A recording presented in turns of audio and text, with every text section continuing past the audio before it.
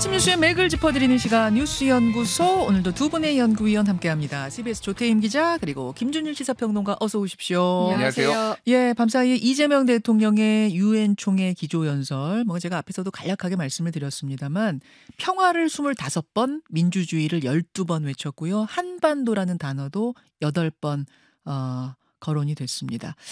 유엔 총회 참석 후에 이 일정들은 저희가 좀 차차 소개를 해드리도록 하고 일단 국내 현안들부터 보기로 하죠. 뭐부터 볼까요? 여당 지도부도 몰랐던 조희대 청문회. 예, 어제 그 조희대 대법원장 청문회가 30일에 열린다는 것까지는 저희가 전해드렸어요. 네. 9월 30일 조희대 대법원장 청문회가 열린다는 것까지는 확정인데 근데 이거를 법사위가 당 지도부와 상의 없이 정했다는 이제 뒷얘기가 들리는 겁니다. 그렇죠. 그 대법원장 청문회라는 이제 중요 사안을 결정하는데 원내 지도부뿐 아니라 이제 당 지도부도 몰랐다. 이 사실이 이제 어제 새롭게 알려진 건데요. 네. 어제 국회에서 원내대책회의가 열렸고 이제 그거 끝나고 백브리핑이 있어서 기자들이 막 질문을 했단 말이에요. 이거에 대해서 원내 지도부가 사전에 알았었나 했는데 문금주 원내대변인이 사전에 상의가 안 됐고 법사위 차원에서 의결됐고 추후에 통보를 받았다 이렇게 말을 한 거예요. 이때부터 이제 원내 지도부 몰랐던 사실이 알려지면서 기자들이 당 대표 측도 몰랐는지 이제 물었단 말이에요. 원내대표만 몰랐던 건지 당 대표도 그렇죠. 몰랐던 건지. 네, 그래서 이제 어제 부산 일정이 있어서 당 네. 대표는 이제 부산에 가 있었는데 거기서 이제 기자들이 몰랐냐 알았냐 물었는데 정청래 대표는 아무 대답을 안 했고 권향엽 대변인이 사전에 당 지도부와 논의한 적은 없다 이렇게 밝혔습니다. 그러면은 이번에 청문회 추진이 뭐 당 대표나 원내 지도부 측 간에 전혀 교감이 안 됐다는 거잖아요. 이 사실이 알려지면서 이 당내 강경파 독주에 뭐 당 대표나 원내 대표 다 이제 제동을 걸지 못하고 있는 거 아니냐 이런 지적들이 어제 쏟아진 상황입니다. 그러면서 이제 한 발 더 나간 기사들도 있었어요. 네. 원내 지도부가 그러니까 김병기 원내대표가 그래서 법사위원들한테 그러니까 추미애 위원장을 비롯한 법사위원들한테 경고를 했다. 그렇죠. 경고의 메시지를 보냈다는 기사도 있었는데 요거는 반론 보도가 나왔더라고요. 네, 그 어제 한 2시쯤에 언론사 단독 보도를 통해서 네. 원내 지도부가 경고를 했다 하니까 경고라는 건 사실 메시지가 되게 큰 거잖아요. 큰 거죠. 그래서 좀 이 확인 절차가 있었는데 한 2-3시간 뒤에 다시 반론 보도가 나갔어요. 반론 보도 내용은 원내 지도부가 경고는 물론 뭐 의견이나 우려를 전한 바가 전혀 없다. 이렇게 밝혔거든요. 그래서 이 부분을 좀 알아봤는데 원내 지도부 측 입장은 뭐 경고나 우려 이런 메시지를 아예 전달한 적이 없다. 이런 입장이고요. 근데 좀 주된 얘기를 들어봤을 때는 네. 사전 협의 없는 청문회 개최는 좀 이런 거는 좀 우려가 된다. 좀 앞으로 유기적인 협력을 당부했다. 이런 메시지는 좀 어느 정도 전해진 것으로 보입니다. 경고까지는 아니지만 이런 것들은 좀 미리 협조해 주세요. 협력하시죠. 라는 정도의 당부는 전달됐다. 네, 맞습니다. 그 법사위 결정에 지도부가 일일이 보고를 받을 수는 없지만 이렇게 중요한 건에 대해서는 당 차원의 전체가 이제 책임을 져야 한다는 점에서 이런 교감이 필요했다는 것으로 보이고요. 네. 이 때문에 이제 조 대법원장에 대한 문제의식은 이제 모두 공감하고 있지만 이 문제 제기 방식이 너무 세다, 거칠다 이런 지적도 지금 나오고 있는 민주당 상황입니다. 내에서. 네.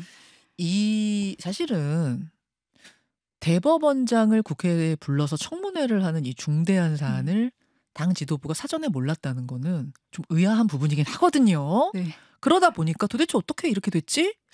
이거 배경에는 내년도 지방선거가 깔려 있는 거 아니야? 좀 경쟁적으로 좀 이렇게 앞서 나가는 거 아니야? 이런 얘기도 나오죠. 지금 당내에서는 그런 우려 나오고 있고요. 그 법사위에 있는 분들이 대부분 이제 지방선거에 나가려는 의지가 있는 분들이기 때문에 이렇게 선명성 경쟁하는 거 아니냐 이런 우려 나오고 있는 상황이고요. 청문회 그러면 열립니까? 아니면 뭐 어떻게 좀 이 조정이 됩니까? 어떻게 됩니까? 청문회는 일단 열립니다. 열려요? 이게 법사위 의결이 이미 진행된 상황이고 지도부가 이제 상임위 차원에서 결정한 거를 지도부가 하지 말라고 할 수 없기 때문에 이건 이제 진행된다고 보면 되고요.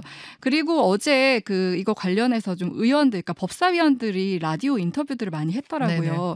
만약에 청문회가 개최된다고 하더라도 조희대 대법원장이 증인으로 출석할지 여부는 지금 불투명한 상황이잖아요. 네. 그리고 지난 5월의 사례를 보면은 출석하지 않을 가능성이 높고 불투명하죠. 불투명하다고 할 수 있는 것이 뭐 조희대 대법원장 측의 설명이 나온 건 아닌데 법원 측 이야기는 나왔어요. 지난 5월 사례에 준용해서 아마 이번에도 전개가 될 거다. 그러면 네. 지난 5월에 안 나왔으니까 이번에도 안 나온다는 얘기잖아요. 그렇죠. 예. 여기에 대해서 이제 여당 의원들의 경고가 나왔는데 조 대법원장이 청문회에 출석하지 않는 건 탄핵 마일리지를 쌓는 것과 같다. 그러니까 이건 이성윤 의원 주장이고요. 예. 그리고 김기표 의원은 자진 사퇴하지 않으면 탄핵을 시도할 수도 있다. 이런 목소리까지 나왔습니다. 예. 그리고 어젯밤 늦게 한 11시쯤에 정청래 대표가 SNS 글을 하나 올렸거든요. 이 글이 뭐냐면은 우리 국민은 이승만 대통령도 쫓아냈고 박정희 유신 독재와 싸웠고 광주 학살 전두환 노태우도 감옥 보냈고 부정비리 이명박도 감옥에 보냈고 국정농단 박근혜 내란 사태 윤석열도 탄핵했다. 대통령도 갈아치는 마당에 대법원장이 뭐라고 이렇게 물음표로 남겼습니다. 그러니까 이 당 지도부가 청문회 사실 몰랐던 것과는 별개로 이 민주당이 제기하는 문제 제기가 정당하다 이런 메시지를 낸 것으로 보입니다. 어우, 정청래 대표 발언이 굉장히 세네요. 지난 밤에 쓴 거예요? 어젯밤 11시 거의 지난밤 자정 11시. 다 된 시간이에요. 대통령도 갈아치우는 마당에 대법원장이 뭐라고? 그렇죠. 앞서 이렇게? 의원들의 메시지랑 좀 비슷한 결이라고 볼 수 있습니다. 알겠습니다. 이렇게 상황이 진행되고 있는데요. 김준일 평론가 예. 어떻게 보셨어요? 어느 정도 예고된 상황이 아니었나 그런 시각들이 민주당 내에서도 많아요. 어떤 부분을 말씀하시는 거예요? 그러니까 6선의 상임위원장 보통 이제 3선 정도가 이제 하는데 6선의 상임위원장 그리고 이제 원내대표가 지금 4선이란 말이에요. 네. 이거를 뭐 이제 군대로 좀 비교를 하자면은 예, 제가 뭐 군 전문가는 아니지만은 예. 그러니까 중대장 짬밥이 사단장보다 높은 거예요, 별이. 예, 어떻게 뭐 꿇어서인지 얼었는지 좀 모르겠으나 하여간 예. 뭐 이 비유가 아주 적합한지 모르겠습니다만 예. 쉽게 설명하자면 지휘 명령이 잘 안 먹히는 겁니다. 쉽게 예. 얘기를 하면은. 그러니까 추미애 위원장을 여기 이제 임명했을 때 원하던 거는 어쨌든 거칠게 야당도 몰아붙이고 뭔가 이렇게 강성 당원들의 마음을 시원시원하게 뭐 이런 거잖아요. 근데 이제 그 사이드 이펙트 부작용이 이제 나오는 거죠. 사이드 이펙트. 예, 보고를 안 하고 한다든지. 그래서 청문회 정도는 아무리 그래도 이게 이제 전국에 어떤 영향을 미치는지를 고려를 하면은 상의를 하고 고려를 해야 되는 거 아니냐. 그러니까 사실 원내대표실도 이게 약간 톤 다운된 거. 처음에는 뭐 제가 전해 듣기로는 상당히 부글부글했는데 근데 이제 이거를 또 뭐 당내 갈등이니 불협화음이니 이런 얘기가 나오니까 그래서 요청 정도로 그러니까 이런 당부 정도로 이 정도로 좀 톤 다운을 지금 한 상황이고 이게 그러니까 처음 있는 게 아닌 게 그러니까 지금 법사위에서 자체적으로 뭔가 뭐 좀 질주하다가 한 게 예를 들면은 지난번에 3대 특검 수사기간 연장 내용 담은 특검법 그거 같은 경우에도 개정안 발의하는 게 법사위에서 의원들 입에서 처음 나왔고 그리고 그 위헌 논란이 제기된 내란 특별재판부 뭐 전담 재판부도 법사위에서 먼저 얘기가 나왔고 그리고 뭐 이런 조희대 대법원장 사퇴 얘기도 추미애 위원장이 제일 먼저 얘기하고 뭐 이런 식이에요. 그러니까 모든 게 다 개별 의원들이 뭔가 딱 지르고 그게 당이 거기에 또 이렇게 따라가고 뭐 이런 식이란 말이에요. 근데 이게 이제 위험하다라는 거는 예를 들면은 그 사인회동 같이 돌발적으로 확인되지 않은 정보라든지 이게 그러니까 계속 뭔가를 지르고 수습하고 이 과정이란 말이에요. 그러면은 도대체 지도부는 왜 있어야 되는 것인가? 근데 이제 이게 쉽지 않다. 제어가 쉽지 않다라는 게 얘기했듯이 하나는 지방선거를 앞에 두고 있어서 뭔가 더 주목을 받으려는 하나가 있고 당내 민주당 쪽에서 좀 얘기가 나온 거는 정청래 대표부터 자기 정치하는데 누가 자기 정치를 지금 막을 수 있겠냐. 뭐 이런 얘기까지 그러니까 나와요. 정청래 대표가 그러니까 SNS에 올린 것도 뭔가 보고는 안 됐지만은 이 상황에 대해서 또 더 강한 메시지를 내고 뭐 이승만도 쫓아내고 다 쫓아내고 조희대 대법원장이 문제가 있는 거는 맞는데 그러면 그게 이제 이승만급에 비할 거냐 그러니까 3.15 부정선거에 비할 것이고 뭐 이렇게 할 것이냐에 대해서는 또 이견들이 있을 텐데 어쨌든 여기에 또 밥숟가락을 얻고 뭐 이런 지금 통제가 좀 잘 안 되는 이게 뭔가 야당 때는 오히려 이재명 대표의 그립감이 강하고 전략적으로 좀 움직이는 맛이 있었으면 지금은 그냥 각계약진 이런 느낌이 매우 강하다 민주당이. 김준일 평론가의 이제 평 들으셨어요. 이런 상황인데 저희가 잠시 후에 마침 오늘 민주당 김병주 최고위원 지도부와 인터뷰가 준비되어 있습니다. 이 상황이 어떻게 돌아가고 있는 건지 잠시 후에 김병주 최고위원한테 제가 더 자세하게 질문을 하도록 하죠. 다음으로 갑니다. 덧센 특검법 국무회의 통과. 덧센 특검법 국무회의 통과. 이 뭐뭐가 달라진 건지 설명을 좀 해주세요. 네, 그 덧센 특검법, 그러니까 앞서 왜 그 여야 합의를 통해서 마련한 합의안이 있었는데 어제 그 국무회의 통과안은 민주당 주도로 이제 통과를 시킨 안이거든요. 그러니까 합의를 했다가 그게 파기가 되고 나서 결국은 민주당의 원안 그대로 어제 통과가 된 거죠? 원안보다는 조금 수정이 되긴 했습니다. 예. 국민의힘 안이 일부 반영되긴 했는데 그래요? 뭐 군검찰에 대한 지휘나 국가수사본부로 이첩된 사건에 대해서 뭐 특검의 수사 지휘를 이제 빼는 것들은 일부 반영이 됐지만 어떤 주된 내용이라 할 수 있는 수사기관과 인력 확대는 이제 반영이 됐습니다. 수사 기간 어떻게 됩니까? 수사 기간은 기존에 이제 그러니까 내란 특검, 김건희 특검 수사는 150일, 순직해병 특검은 120일까지 가능했는데 네. 이번에 이제 개정된 특검법에 따르면은 내란 김건희 특검 수사는 최장 180일, 최상병 특검 수사는 최장 150일까지 가능해요. 네. 그러면은 최상병 특검 같은 경우는 11월 말까지 수사가 가능하고요. 최상병 특검은 11월 말까지. 네, 그리고 가장 빨리 수사에 들어갔던 내란 특검팀 같은 경우는 12월 중순, 12월 중순. 네, 그리고 7월 초에 수사를 개시한 김건희 특검 같은 경우는 연말 12월 말까지 이제 12월 수사가 말 가능한 그렇게 상황입니다. 연장이 됐습니다. 네, 그리고 이제 파견 검사와 수사관 공무원 인력도 대폭 늘어났는데 네. 예를 들어 김건희 특검에는 검사 30명, 공무원 60명이 추가 투입되고 내란 특검에도 검사와 공무원이 각각 10명, 40명 이렇게 증원되고요. 순직 해병 특검도 파견 검사 특별수사관이 각 10명씩 파견 공무원이 20명 늘어나게 됩니다. 네. 그러니까 핵심은 기간과 인력 확대라고 볼 수 있죠. 이 기간 내에 수사를 완료하지 못하면은 그러면 그건 어떻게 되는 거예요? 그거는 이제 관할 검찰이 아닌 국가수사본부를 인계를 해서 거기서 이제 계속 이제 수사가 진행되고요. 국수본에서. 그리고 이번에 좀 또 특이한 거는 재판 중개 의무화가 담겼어요. 네. 그래서 특검이나 피고인이 요청하면 특별한 사정이 없는 한 재판 과정을 중개해야 하고 내란 사건의 경우는 이제 원칙적으로 중개를 해야 그러니까 됩니다. 생중계가 되는 거예요. 네.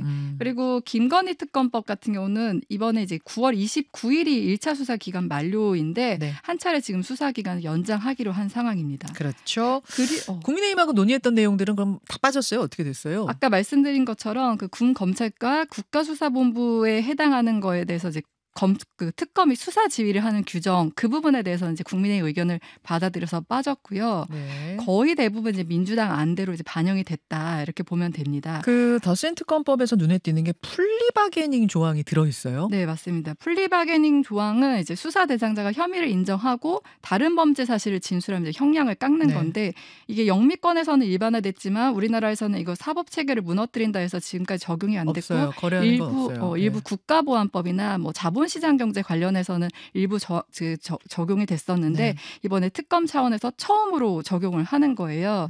이게 왜 이제 적용이 되는 거냐면 지금 김건희 씨 관련한 수사 같은 경우는 앞서 뭐 그 서희건설 건도 있지만 이 진술이 되게 중요한 상황이란 네. 말이에요. 그래서 요 필요성이 좀 제기가 됐고 내란 외환 의혹도 국가 안보 보안 때문에 이제 물증보다는 사건 관계자들의 이제 진술이 더 중요하기 때문에 이 플리바게닝이 필요하다 이런 주장이 있었거든요. 그래서 이 부분이 이번에 이제 반영이 되는 겁니다. 플리바게닝은 이번 특검에는 들어있다. 근데 검찰들이 뭔가 이거 회유한 거 아니야? 이런 걸로도 굉장히 좀 감론을 박도 막 있고 그렇죠. 그렇지 국회에서도 네, 그런 있고. 우려가 나오는 상황이죠. 근데 특검은 또 플리바게닝을 네, 넣었네요. 이 사건의 특수성상 이거를 좀 반영해달라. 그래서 지금 나온 보도에 따르면은 내란 특검 같은 경우는 그 여인영 전 국군 방첩사령관이랑 노상원 전 국군 정보사령관이 지금 입을 꽉 다물고 있기 때문에 여기에 대해서 이제 적극적으로 진술을 하면 형량을 감면해주겠다. 이걸 이제 제안했다는 보도도 나와 있습니다. 알겠습니다. 예, 덧센 특검법 설명해 주셨어요. 김준일 평론가는 어디 주목하세요? 플리바게닝 같은 경우에는 이제 수사에 협조를 하면은 형을 이제 감경해주는 이런 네. 건데 이게 비공식적으로는 우리나라에서 사실상 검찰이 하고 있었어요. 그러니까 비공식적으로. 무슨 얘기냐면은 수사에 적극적으로 하면은 구형을 할 때 기소를 할 때 조금 약한 죄목으로 해준다든지 구형을 할 때 조금 낮춰준다든지 이런 식으로 검찰이 이제 수사기관이 적극적으로 활용해 왔던 건데 이거를 이제 공식적으로 이렇게 넣었단 말이에요. 검사가 감경할 수 있다. 이렇게 넣는 건 처음이잖아요. 예, 처음이에요. 네. 그러면 이거는 법조계에서 나오는 얘기는 네. 형사소송법에 먼저 도입을 해야지 이게 특검법에도 들어갈 수 있는 거 아니냐. 이거는 위법적이다. 아하. 너무 조금 이 특검을 위해서 막 법을 막 만들고 있다. 이런 이제 비판들이 좀 나오는 것 같아요. 뭐 그 외에도 뭐 이제 인지수사, 이제 별건 수사라고 보통 이제 뭐 예전에 불렀는데 인지수사 할 수 있는 거는 지금 검찰은 못하게 하면서 특검에는 이제 무한정 이렇게 하게 하는 게 맞느냐. 뭐 이런 식으로 일종의 이제 내로남불 아니냐. 뭐 이런 식이 있는데 뭐 김건희 특검에서 계속 인지수사에서 나오는 사안들을 보면은 그냥 어느 정도 수긍이 갑니다.